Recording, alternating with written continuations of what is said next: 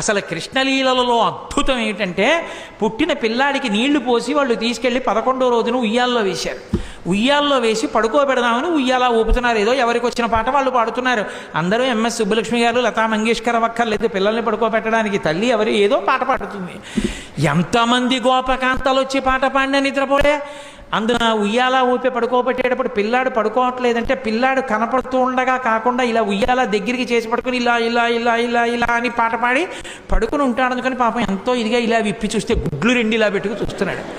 ఏమిటమ్మా పిల్లాడు ఎంతకీ పడుకోడు, ఇదేం పిల్లాడే అని చెప్పి ఆ భుజం మీద వేసుకొని పాట పాడి ఎంతో తిప్పి తిప్పి తిప్పి తిప్పి ఇలా చూడడం కుదరదు కదూ. పడుకున్నాడా అంటే ఏం పడుకున్నాడు, గుడ్లు వేసుకు చూస్తున్నాడు. ఏం చేసినా పడుకోడు. ఇదెక్కడ పిల్లాడని ఆఖరికి యశోదాదేవి వచ్చి తల్లికి ఆఖరికి పెద్ద బ్రహ్మాస్త్రం ఏంటంటే బోర్లా పడుకోబెట్టేసి వీపు మీద ఇలా ఇలా ఇలా ఇలా కొట్టేస్తుంది. ఆ తొడ ఊపుతోను కొడుతోంది.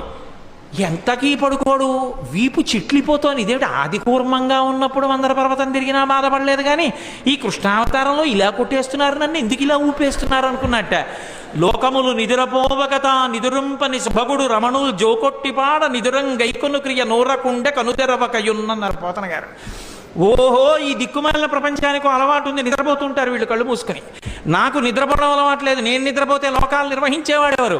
నేను పడుకోమని జోకొట్టేస్తున్నారు, నేను కళ్ళు మూసుకోపోతే వీళ్ళు ఇలాగే కొడతారని నిద్రపోయిన వాళ్ళ కళ్ళు మూసుకున్నట్టు.